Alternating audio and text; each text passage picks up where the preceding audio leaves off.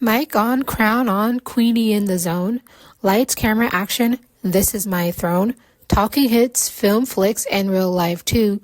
Turn it up, baby, I'm speaking to you.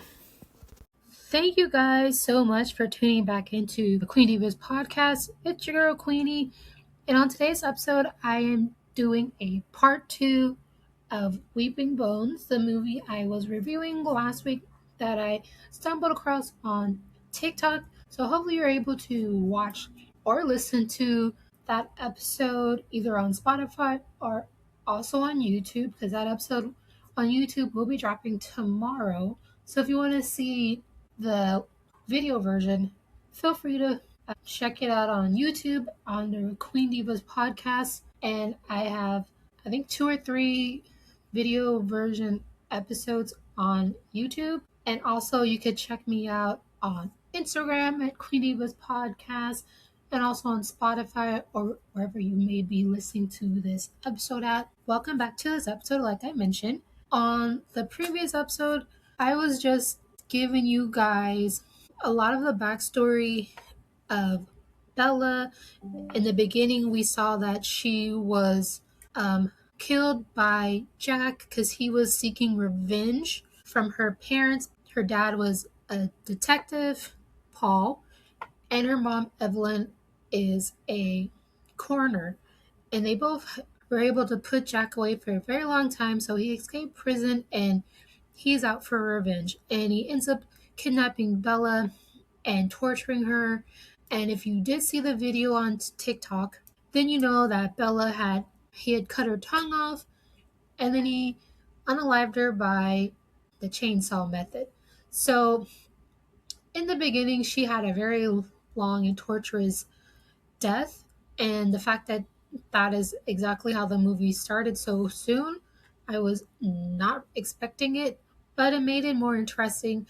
And then now we're seeing everything through Ghost Bella's eyes, how her parents really feel about her, and her stepsister Anna, who I still do not like. And in this episode, I'll tell you why my favorite character throughout the whole movie is Grandma Mary, because she's the sweetest lady ever. Without her, we wouldn't be where we are in this whole movie. So if it wasn't for Grandma Mary, nothing would have got solved.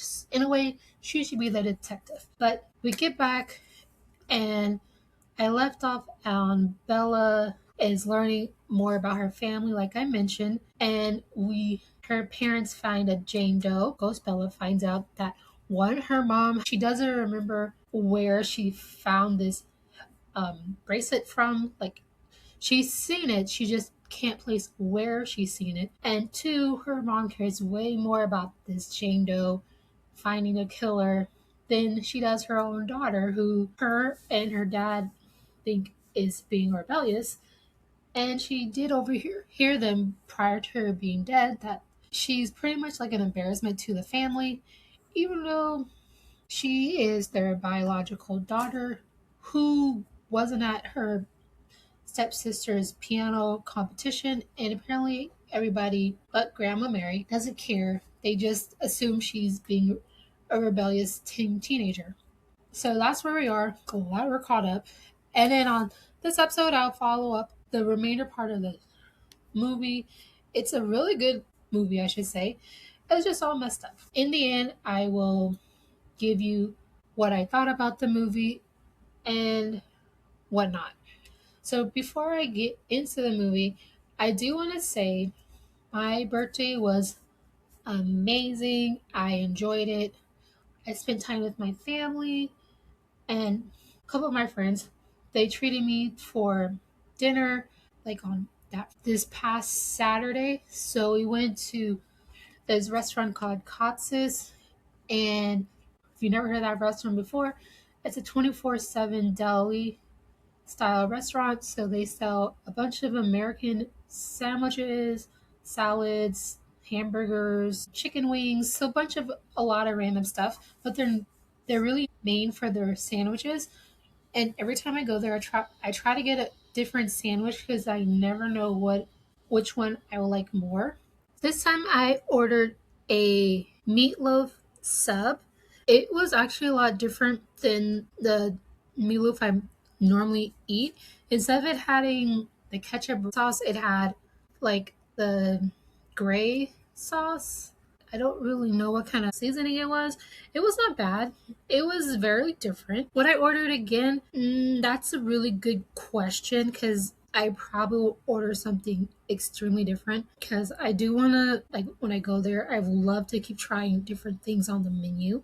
Okay, so it was called Meatloaf Rock and Roll Hero, and it was homemade meatloaf, sauteed onions, brown gravy. That is what I was trying to think of. And it came with melted cheese on a hoagie roll. And all the sandwiches come with a pickle. And sometimes you can order like fries or tater tots or whatnot on the side. But it was big enough for me not to have fries because I'm not trying to be fat. I'm your girl is trying to lose weight. So the less I eat in a big meal setting, I ate half of that. And then my friend, she was coming from an event, so she already had food. And she was just nice enough to spend some time with me. And I really appreciated her for that. And she ordered deep fried pickles. And I love pickles, so it's always a win-win. Hers were really good. The food came out hot and sizzling. I would order the deep fried pickles again. Every restaurant I go, if I'm getting an appetizer, I always seem to order the same thing, like type of appetizer, either calamari, deep fried pickles, mozzarella sticks. Every now and again, I'll order chicken wings, but it's mainly one of those three because I love calamari, and some people make it different than the others. So you just never know. And then on this past Sunday, me and my friends, we went to Escalante's, and that's a Tex-Mex restaurant, and their food was okay. I don't know if I would go ever again, but I only suggested that place because it was close to church and we didn't have to drive far. And my friend, who was only in town for a short visit, had to make her flight. So I was like, let's just go somewhere relatively close driving distance for everybody. So the food was all right. Couldn't remember what I ordered, but it was all right. Would I order again? Probably not. And I can't promise you I would go back to that place. Like Texas is known for Tex-Mex, and I've had good places I've been to, and I've had questionable places I've been to. So I can't tell you if I would go back or not. But on to the juicy part. So all the freebies I collected because there were so many. I needed like a day to not collect freebies. So on the first day, of course, I got my Starbucks, went to Denny's, got breakfast. I actually went to Denny's first to get breakfast because you can't be drinking coffee on an empty stomach. It's not good for you guys. You might get like ulcers or something in your stomach. Your stomach will be highly upset. So never drink coffee on an empty stomach. If you didn't learn one thing, learn that. And then I got ice cream from Freddy's. They have really good burgers. So it was like my first time ever getting ice cream from there because typically when I go there, I always get a burger. And if I'm with my dog, they always give him like a pup cup. And out of all the pup cups locations, I mean, out of all the fast food places and coffee places, Dutch Bros and Freddy's, they give the best presentation when it comes to pup cups. It's not just whipped cream, they put like dog treats in the cup, and they really go above and beyond, and I appreciate that. I thought in the beginning Starbucks was the only place to give pup cups, but they could like step up their A game because there are other places that go above and beyond. I haven't tried Chick-fil-A. I don't know if they give out free pup cups, but I know Dutch Bros does because I'm pretty much there a lot. So that's how I know. So aside from Starbucks and Denny's, I got some free face cleaning stuff from Sephora because you get to choose stuff. And then I had another free coffee thing. I had like a lot of free coffee. I didn't get any more coffee other than Starbucks because I was like, there's only so much coffee I could drink in one day. I did get my cake from Nothing But Cake. I got the white chocolate raspberry. Really good, guys. I always get red velvet, but this time I tried something different because I love me some red velvet cake. And then on Wednesday, I went to Yankees Candle and got a free candle, and the scent I got was Wild Orchard. and it actually smells like hand soap to me every time I light it because I've been lighting it for the last couple days now. And the only reason I went there on Wednesday because it is a drive from where I live. It's like 30 extra minutes. So I was like, I'm not about to drive 30 minutes outside of where I live just for one candle. So when I drove out there, I made sure I did other things in the area because that's a lot of gas to just go for one candle. So on the drive there, I stopped at Whataburger because I also got a freebie there and got some onion rings. I got a smoothie from Smoothie King. That one was not free, but it was $2 instead of paying whatever the 20 ounce was. It was $2. And then I went to Bath and Body Works, some body cream, but I had to buy something else to get that for free. So it was like a travel size item. So if you go to Bath and Body Works, just know you have to buy something to get that free, and it has to be like something under $10. And it's really hard to find something under $10 that's worth the price. So I got that, and then I got another coffee from Cinema Bun, and on Friday I got more coffee from, of course, Dutch Bros, and McDonald's. I ordered some fries and a burger without lettuce, and because McDonald's they do give you like a free birthday item, so my birthday item was fries. I think it was cheaper than the burger at the moment. And now I just have two more places to redeem coffee, and they're actually not expired until next month. Oh, and also my Chick-fil-A thing. So I have three more items to redeem, and I'm super excited and happy for them.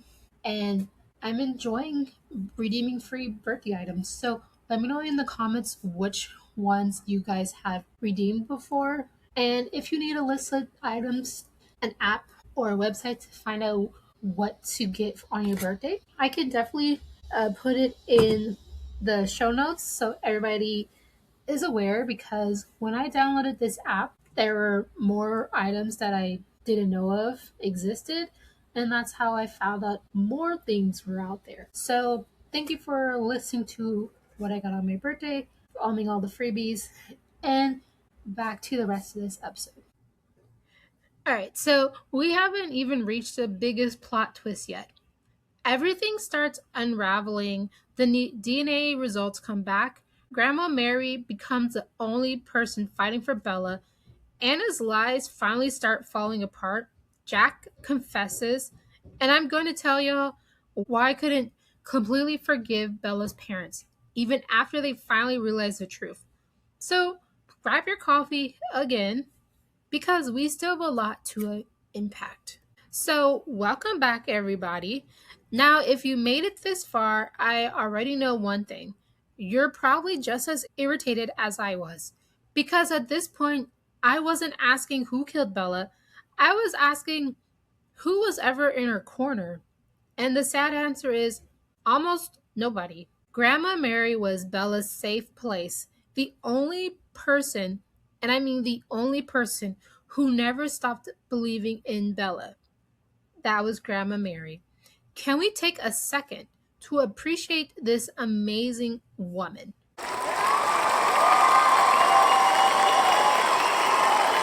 Because everybody else looked at Bella like she was a burden.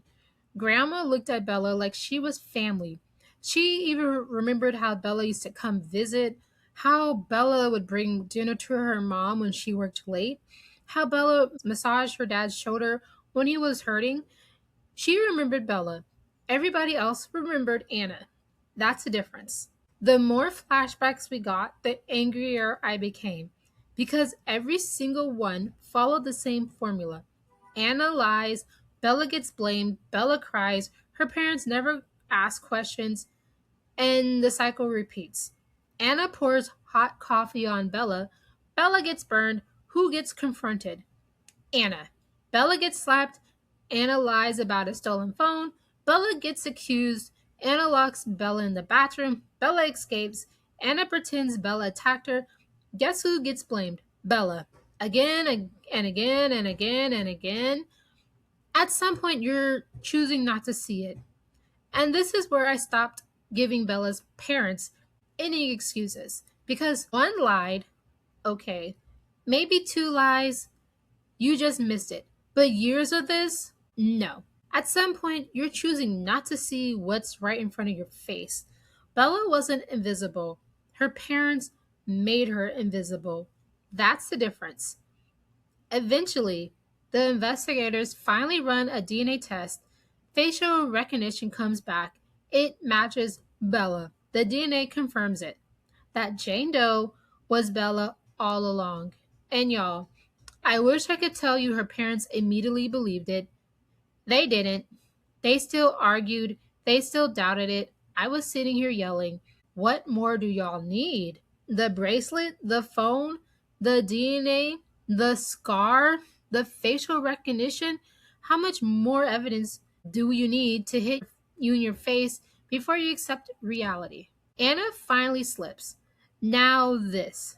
This is where Anna got a little too comfortable. She's talking to her parents and she says something that made everyone stop. She says, I wish Bella would have just stayed dead. Wait, what? How do you know Bella's dead? Nobody told you that. Everybody in the room just froze. I looked at the TV and said, girl, you just told on yourself. Sometimes guilty people don't get caught because they're smart. They get caught because they talk too much. And Anna, she talks way too much.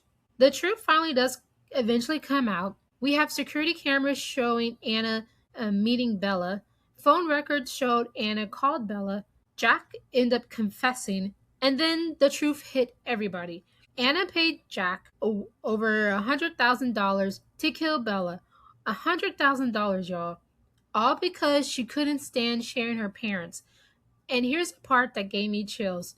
Jack looked at Bella as a way to get revenge against Paul. Anna looked at Bella as competition. Bella wasn't a person to either one of them. She was just something to get rid of. When Jack was questioned, his final words, he said something that really stuck out to me. He told Bella's parents that Bella refused to curse them. We're going back to the beginning scene, guys. Even while she was dying, even after everything they had put her through, she still loved them. She defended them until her last breath. And then Jack reminded Paul about that phone call, that one where he called Bella an ungrateful brat. The last words Bella ever heard from her father weren't, I love you. They weren't, where are you? They weren't, please be safe. They were all insults. Can you imagine carrying that for the rest of your life? Because Paul has to. Forever. Do I feel sorry for the parents? Now, here's where my opinion might be different from some people. Did I cry? Absolutely. When Bella finally says goodbye, I cried. Watching her parents break down, I did cry. Watching Bella finally walk toward the light, I cried. I'm not ashamed to admit it, but did I forgive her parents? No, not completely. Because here's my thing, they didn't lose Bella. The night Jack killed her, they lost Bella years earlier.